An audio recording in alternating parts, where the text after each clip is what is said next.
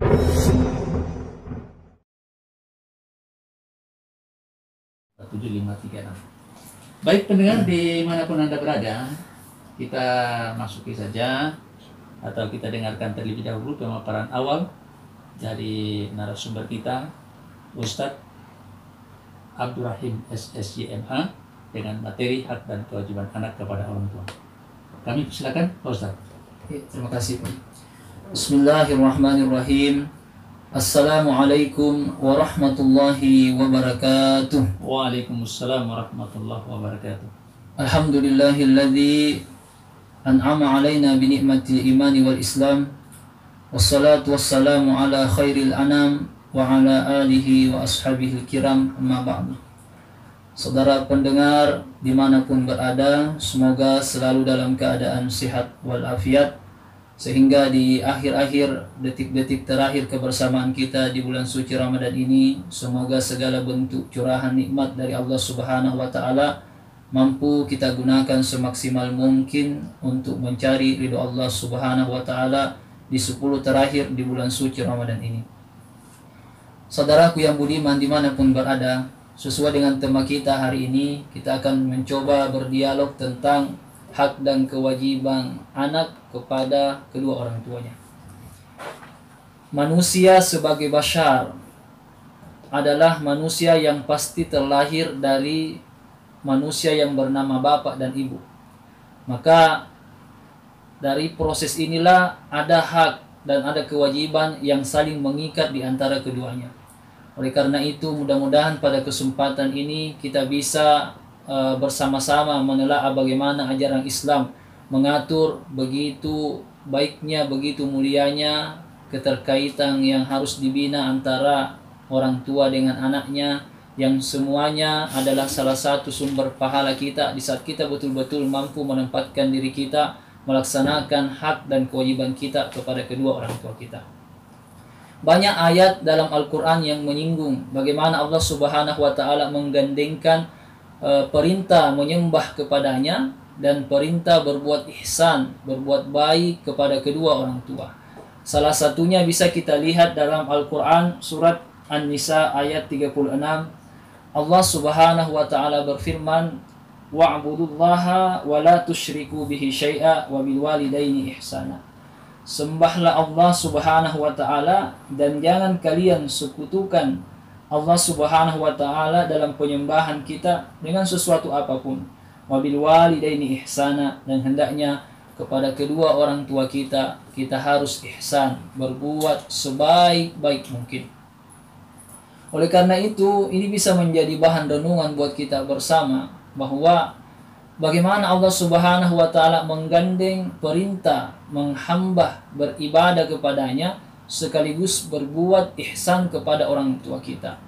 Di ayat lain juga dalam Quran surat Al-Isra di ayat 24 dan 23 kita bisa lihat Allah Subhanahu wa Ta'ala berfirman, wa qadara rabbuka alla ta'budu illa iyyahu wa bil walidaini ihsana.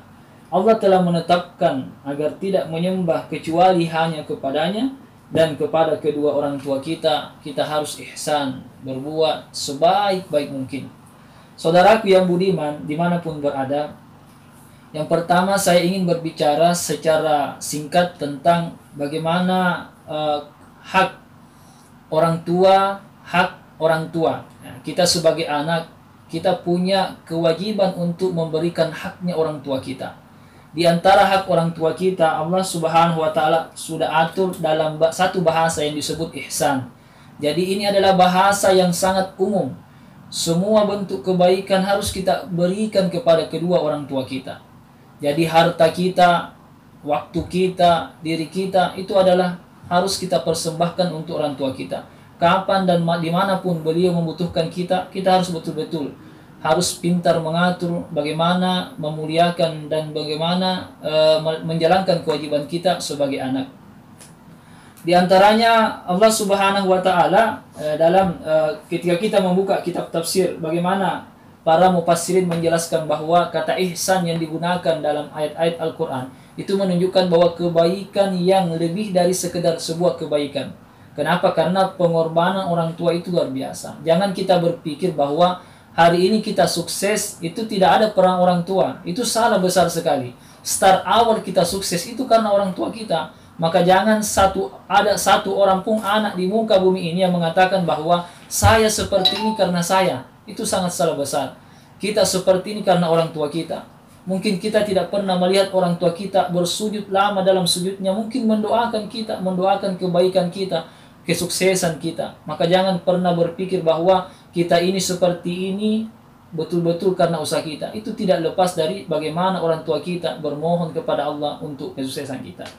Saudaraku yang budiman dimanapun berada, oleh karena itu di bulan Ramadan ini kita yang mungkin merasa pernah melakukan kesalahan kepada kedua orang tuanya, jangan biarkan Ramadan berlalu sebelum betul-betul kita yakin bahwa kita dengan orang tua kita sudah menjalin keakraban yang lebih dari yang semestinya. Jangan biarkan Ramadan berlalu sebelum kita meyakinkan diri kita bahwa kita betul-betul sudah menjalankan kewajiban kita sebagai anak dan sudah melaksanakan haknya orang tua kita kepada diri kita. Ini yang pertama. Insya Allah pengembangannya nanti kita bisa sampaikan. Kemudian berbicara tentang kewajiban anak, ya, kewajiban orang tua kepada anaknya dalam arti haknya anak. Nah ini juga sangat penting bahwa haknya anak ini, orang tua yang punya tugas itu diantaranya diatur dalam Islam. Yang pertama untuk bihusni asma'i, memperbaiki namanya anak kita. Jadi seorang orang tua itu harus betul-betul memilih nama yang terbaik untuk anaknya. Makanya biasa kalau suami istri di saat sudah dipositifkan bahwa istrinya akan hamil, maka sebaiknya ayah yang baik, orang tua yang baik itu sudah berpikir apa kira-kira nama yang baik untuk anaknya. Ini adalah start. Dan berbicara tentang bagaimana memberi nama yang baik untuk anak kita, Islam juga sudah mengatur bahwa urutan nama yang terbaik itu adalah nama-nama yang disandarkan kepada Asmaul Husna. Nama-nama yang disandarkan kepada Asmaul Husna. Misalkan Ar-Rahman, tinggal ditambah Abdurrahman. Tidak boleh memberi nama anak seperti Ar-Rahman saja. Harus ada kata-kata pendahulunya. Abdurrahman. Misalkan Muhammad atau Muhammad Syakur, Muhammad Razak atau Ahmad Razak. Itu seperti itu. Tidak boleh langsung Ar-Razak, nama Asmaul Husna. Itu ada pendahulunya. Ada nama-nama depan sebelum nama Asmaul Husna itu. Yang kedua, Asmaul Anbiya, nama-nama para nabi. Kemudian Asmaul Auliya As-Salihin, nama-nama para orang saleh, nama-nama para ulama. Dan yang keempat, nama-nama yang bahasa apa saja yang punya arti yang baik, makna yang baik. Karena sejatinya nama itu adalah sebuah doa. Jadi sejatinya nama itu adalah sebuah doa. Ada harapan yang orang tua titipkan pada nama itu. Maka sebaiknya Islam mengatur bahwa di antara haknya anak yang bermakna kewajibannya orang tua pada anak adalah husnu ikhtiyari ismi walad, memperbaiki, memilihkan nama yang baik untuk anaknya. Kemudian hadis Rasulullah SAW menyatakan bahwa min haqqil waladi 'alal walidi ayyuhassina ismahu wa adabahu. Di antara haknya anak kepada orang tuanya adalah memperbaiki namanya dan memperbaiki adabnya. Jadi memperbaiki nama, kemudian yang kedua memperbaiki adabnya. Di sini kata adab yang digunakan. Adab itu sangat jauh berbeda dengan akhlak. Jadi adab itu sangat jauh berbeda dengan akhlak. Adab itu adalah nilai kemuliaan yang lahir atau yang diproses dari sebuah pendidikan. Kata adab itu adalah pendidikan yang lebih berkonotasi pada pendidikan agama. Maka adab-adab ini harus dijadikan sebuah hiasan yang terpakai pada anak kita. Jadi selain memberikan nama yang baik, tugas kita kedua sebagai orang tua, pastikan adabnya anak kita itu luhur dan mulia. Dan adab itu jauh berbeda dengan akhlak, karena adab itu lahir dari sebuah proses pendidikan. Makanya kita sekolahkan anak kita ke tempat-tempat yang menurut kita adalah tempat yang terbaik untuk membina adabnya. Kemudian akhlak itu adalah nilai kemuliaan yang lahir dari sebuah proses ibadah. Jadi adab lahir dari sebuah proses pendidikan, sedangkan akhlak kemuliaan yang lahir dari sebuah proses ibadah. Makanya ada orang yang beradab tapi belum tentu berakhlak, karena adab itu siapapun bisa, karena ia lahir selama ia melakukan jalan pendidikan, maka siapapun bisa beradab, tapi berakhlak belum tentu. Berakhlak belum tentu, karena akhlak itu lahir dari sebuah kedekatan kita kepada agama yang kita anut ya. Jadi akhlak itu lahir dari sesuatu pendekatan agama, sedangkan adab pendekatan pendidikan. Saudaraku yang budiman dimanapun berada. Yang ketiga, di antara kewajiban orang tua atau hak anak itu, dia harus dibantu untuk birrul walidain. Nah ini, jadi birrul walidain itu bagaimana kita menanamkan anak kita supaya ia bisa berbakti kepada kita. Itu tugas orang tua itu. Jadi bagaimana anak kita dididik, dibina. Bagaimana madrasah pertamanya itu adalah di dalam rumah. Kita ini sebagai orang tua harus betul-betul bisa menjadi idola anak. Jangan sampai anak kita mengidolakan di luar dari rumah kita. Di luar, itu sangat fatal sekali. Kita harus tampil di dalam keluarga sebagai idola, panutan dalam segi ibadah, dalam segi bermuamalah. Kita harus diidolakan. Makanya seorang orang tua yang bernama bapak atau ibu, dia harus betul-betul memastikan dirinya lah yang diidolai anaknya, sebelum dia mengidolakan orang di luar dari kedua orang tuanya. Nah, kenapa? Karena sebenarnya ini menjadi haknya anak, bahwa orang tua itu harus menjadi cerminan yang baik untuk anaknya. Makanya kalau kita ingin anak kita berpakaian dengan baik, mulai dari diri kita, tampilkan cara-cara berpakaian yang islami. Jangan kita mengharap anak kita berpakaian yang islami, tapi kita tidak mencerminkan. Mengajak anak kita sholat, kita harus memberikan contoh yang baik. Diajari anak kita sholat, membaca Al-Quran. Kita juga harus memperlihatkan bagaimana kita berinteraksi dengan Al-Quran. Karena ini secara tidak langsung adalah di samping sebuah contoh, itu juga memang sebagai sebuah tugas kita, kewajiban kita. Kemudian yang keempat adalah berbuat adil dan memberikan rasa kasih sayang yang sama kepada semua anak kita.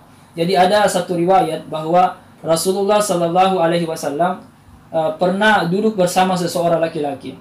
Kemudian ja'a ibnun lahu faqabilahu wa ajlasahu fi hijrihi. Lalu seorang anak datang kepada sahabat itu, didudukkan, dicium anak itu dan didudukkan di dekatnya. Kemudian summa ja'at ibnatul lahu. Lalu datang anak perempuannya. Tadi anak laki-lakinya datang, dicium dan didudukkan di pahanya. Setelah anak perempuannya datang, dia langsung didudukkan tanpa dicium. Rasulullah sallallahu alaihi wasallam mengomentari kejadian itu dan berkata, "Ma'adalta bainahuma." Engkau belum melakukan keadilan antara keduanya. Di sini ada ilustrasi yang bisa kita pelajari. Jadi mencium anak, ya, mencium anak, kalau anak kita 10, Rasul mengatakan kita harus terbiasa merangkul semuanya. Jangan ada satu anak yang merasa dibedakan dengan yang lainnya. Ini salah satu kewajiban. Pastikan bahwa kita ini sudah berlaku adil kepada semua anak kita. Kemudian yang terakhir, yang sangat prinsipil bagi seorang orang tua, haknya anak adalah mendapatkan doa orang tuanya. Dan doa yang bagaimana? Adalah doa yang baik. Jadi jangan sejengkel apapun kita kepada anak kita, jangan sampai keluar dari lisan orang tua doa-doa yang tidak baik untuk anaknya. Karena itu sangat fatal sekali. Ingat bahwa Rasulullah mengatakan di antara doa yang makbul adalah doaul walid li waladihi. Doanya orang tua kepada anaknya. Jadi hati-hati kalau kita marah kepada anak kita, jangan sampai keluar, bahkan sampai berdoa yang tidak baik kepada anak kita. Karena ini ada hadis riwayat Rasulullah SAW mengatakan, ada sahabat yang mengadu kepada Nabi. Dia mengadu kepada seorang sahabat bahwa anaknya begitu bandel, begitu nakal. Lalu sahabat ini mengatakan, "Hal da'auta alaihi?" Apakah engkau pernah mendoakan yang tidak baik pada anakmu? Jawabannya, "Na'am, iya, saya pernah mendoakannya." Maka dia mengatakan, "Anta afsattahu." Engkau yang paling pertama telah merusak anakmu. Jadi hati-hati, semarah apapun kita kepada anak, jangan sampai kita doakan yang tidak baik. Karena sekali lagi, di antara kewajibannya orang tua pada anaknya adalah mendoakan yang baik untuk anak. Itu haknya anak. Mungkin inilah pengantar dari saya. Mudah-mudahan bisa dipahami. Saya kembalikan kepada saudara moderator. Ya baik, terima kasih Pak Ustadz. Sebagian besar topik kita hari ini, yaitu hak dan kewajiban anak kepada orang tua, sudah disampaikan tadi. Ada 5 hal yang merupakan kewajiban orang tua kepada anak, sudah disampaikan. Yang terakhirnya itu adalah mendapatkan doa dari orang tuanya. Doa ini memang penting. Jangan kita, seorang ibu menyampaikan sesuatu atau berkata sesuatu kepada anaknya, itu pasti ada mengandung doanya, begitu Pak Ustaz. Oke, baik. Ya. Dengan demikian kita masuk dulu. Ada yang sudah masuk pertanyaannya ini Pak Ustadz. Ini yang pertama dari Ibu Aisyah. Nah, Ibu Aisyah dari Majelis Taklim Babul Jannah. Ya, begini pertanyaannya. Sejak menikah sudah merantau meninggalkan orang tua. Otomatis saya tidak bisa merawat kedua orang tua saya sampai keduanya meninggal dan tidak sempat melihatnya. Sudah dikubur baru datang. Bagaimana caranya anak berbakti kepada orang tua yang sudah tiada? Kemudian tidak jarang kita lihat seorang anak menjadikan orang tuanya, utamanya ibunya, membantu mengurus rumah tangga anaknya, seperti menjaga cucunya dan lain sebagainya. Berdosakah bila seorang anak yang seperti itu? Ya, silakan Pak Ustaz. Ya, yang pertama kasus ya yang saya rasa pasti banyak yang mengalami ini, apalagi kita yang di rantauan ini, orang tua kita sudah wafat ya, dan saat itu ternyata sebenarnya semestinya dan sebaiknya kita harus kembali, tapi mungkin satu hal tidak memungkinkan ya. Jadi yang pertama pertanyaannya dosa atau tidak tergantung situasinya. Kalau memang luas kesempatan kita untuk kembali dan memang kita tidak mau, itu yang salah. Tapi kalau memang kita betul-betul sampai menangis mau kembali, tapi ternyata kesempatan waktu ya terhalang, maka itu sudah lepas dari sebuah, karena Allah melihat betul bagaimana isi hati kita yang begitu merintih ingin melihat terakhir wajah orang tua kita. Jadi berdosa itu tidak berdosa yang selama kita betul-betul sudah mau berupaya untuk kembali. Apalagi kemarin ini ada kasus nyata ini, orang tuanya meninggal di kampung, tapi kan lockdown sedang, tidak ada akses keluar masuk, tidak ada transportasi. Maka ya cukup kita doakan dari jauh, fasilitasi yang bisa kita fasilitasi, mungkin hal-hal yang bersifat materi untuk bagaimana memudahkan proses pemakaman orang tua kita. Kita bukan punya harta, cepat ya kita salurkan itu supaya mudah terlaksana pemakaman orang tua kita. Setidaknya itu yang kita lakukan. Tapi kalau memang tidak ada halangan, baru sengaja tidak. Ya, kalau kesengajaan itu jelas dosa, itu berdosa kita kalau sengaja. Oke, terus yang kedua tadi Pak Ustadz, yang ada orang yang anak sekarang ini yang mengharapkan orang tuanya untuk menjaga anaknya, cucunya dari orang tuanya ini. Bagaimana? Apakah anak ini berdosa? Saya tambahkan tadi ada pertanyaan tambahan bahwa bagaimana cara berbakti ya. Ada hadis Rasulullah, jadi ada seorang sahabat datang kepada Rasulullah. Ya Rasulullah, saya memiliki ibu dan saya sudah berbakti semasa hidupnya, tapi apakah masih bisa saya berbakti setelah wafatnya?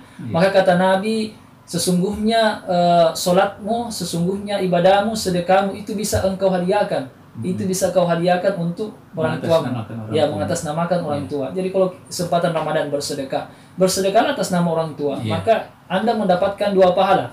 Pahala karena berbakti pada orang tua, juga pahala yang berbakti karena kita bersedekah. Jadi dua pahalanya. Kalau bersedekah atas nama pribadi ya kita sendiri yang dapat. Nah, kemudian yang kedua tadi ini tentang hal seperti ini itu saya rasa selama orang tuanya itu ikhlas ya, ikhlas, apalagi kalau orang tuanya sudah tinggal sebatang kara, ia memilih untuk sama anaknya, dia lebih merasa nyaman dengan cucunya, ya itu tidak ada masalah, karena ini kan masalah perasaan. Kecuali dipaksakan, itu jelas dipaksakan, diberikan beban-beban yang orang tuanya sudah tidak mampu memikulnya, dan ia sudah mengatakan secara jelas, bahwa saya tidak bisa mengerjakan kerjaan ini, jangan dipaksakan. Karena itu kita berdosa, karena statusnya orang tua itu adalah raja. Itu orang tua kita raja. Jadi jangan kita mengatur orang tua kita. Jadi orang tua kita sudah jujur bahwa pekerjaan ini saya tidak bisa, jangan dipaksakan. Karena dia adalah raja, justru orang tua yang harus mengatur kita. Tapi malah orang tua itu lebih senang kalau ada dengan cucu. Betul. Ya, nah, itu satu hiburan. Itu cucu itu lebih disayang. Jadi bukan dipaksa, itu malah kesenangan orang tua itu, atau neneknya atau kakeknya itu semuanya. Jadi selama tidak terpaksa, memang orang neneknya ikhlas, tidak ada masalah. Tidak ada masalah. Jadi tidak apa-apa, dan jangan tidak ada masalah terus dibiarkan terus menerus. Oke, baik, terima kasih Pak Ustadz sudah pertanyaan sudah dijawab Ibu Aisyah, dan ada yang bergabung, kita sapa dulu. Halo, assalamualaikum. Halo, assalamualaikum. Waalaikumsalam warahmatullahi wabarakatuh. Orang jauh ya? Iya, orang jauh ya. Ya, waalaikumsalam warahmatullahi wabarakatuh. Silakan Pak Ibu Haji.